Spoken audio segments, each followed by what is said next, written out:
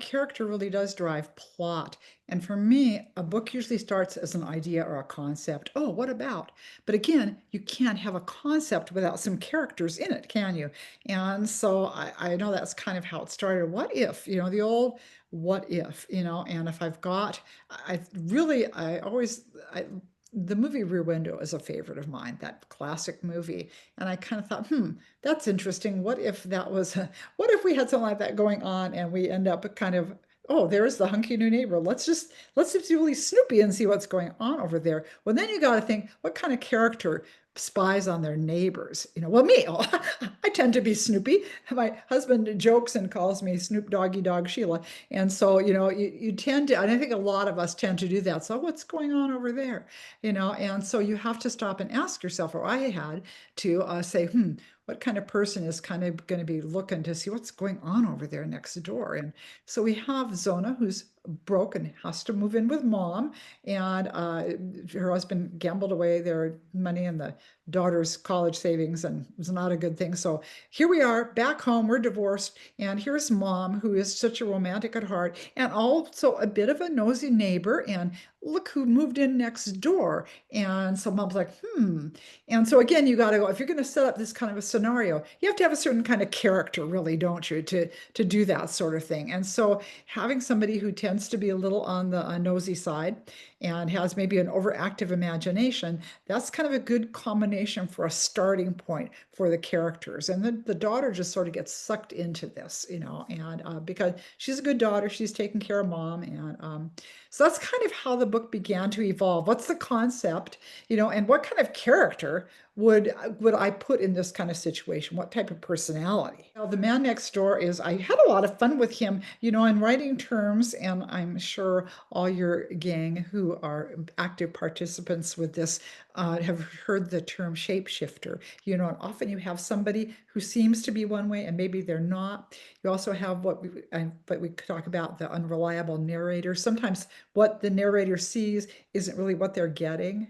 And that, I think that was kind of the case with him. I wanted him to be a little bit of a mystery. Is he really, this guy, he seems pretty nice on the surface, but now we've got this woman who showed up and we're hearing fighting going on next door. And it's kind of like not just little tiffs. It sounds pretty scary over there. And what is this man really like? And it's kind of fun to play with that sort of thing. Is it possible for a person, whether in real life or fiction, to present one side, but not really be what they seem to be? And I thought that was kind of fun to play with. So this guy right now, first he looks like Mr. Superhunk, and wouldn't he be a wonderful candidate for my daughter for marriage number 3? And then we start seeing these things showing up, and oh my gosh, who is this man? And the girlfriend has disappeared mysteriously. Oh no, he's probably bumped her off and she's buried in the flower beds. And so we just, it doesn't take much when you've got an imagination to go from here to all the way out to the next universe. It's pretty easy to envision some of these scenes where things are looking suspicious. And I would suspect that that's a case with most writers. If you can't see it, how can you write about it, right? I do like to pre-plan where my story is going to go. I don't want to wander around lost in the mist, not knowing what I'm doing. I would like to do my wandering in the planning stages. And I'm a big believer in developing, where's my character going to go? And I have to laugh because I must be, when it comes to my characters, I must be tone deaf because people say, my character spoke to me. And I'm going, I'm sorry, mine just don't have a say in the matter. I am God of that universe, and I'm going to tell them what to do and them what to say. And maybe that's another reason I kind of like writing, because it's the one place you have total control. And I'm sure with a lot of people during COVID, I know a lot of people just felt so lost and so helpless. And I felt like writing was such a great place because I could go there and I'm in charge of that world. And earlier on in our marriage, we had some tight times financially. And if I would get frustrated and felt like, we're just not, what else can I do? I would go into my little office corner and I would write because I felt like I'm accomplishing something, I'm doing something, I'm helping to make changes in my own world. And also I am in control of that world. It's kind of a fun feeling to be in charge. One of the things I think is so special about book clubs I know I'm going down a bunny trail. Hopefully I'll find my way back to the question in a minute. But one of the lovely things about book clubs is you often read things you normally wouldn't read. And I remember several years ago joining a book club where we were new in the neighborhood, and I thought, oh, I just want to meet people, and so I'm going to join this. And one of the books, the first book that they had chosen after I had joined was The Boys in the Boat. And I remember thinking, I don't want to read a book about rowing. That just sounds bad. And you know what? That turned out to be one of my all-time favorite books. I loved that book. And I would not have even picked that book up if not for being in a book club. And so I think it's really fun to get together with people of like mind who want to read, who want to explore new subjects, new areas, and kind of expand their mind and their life. And so book clubs, I think, really do serve an important service for us as individuals.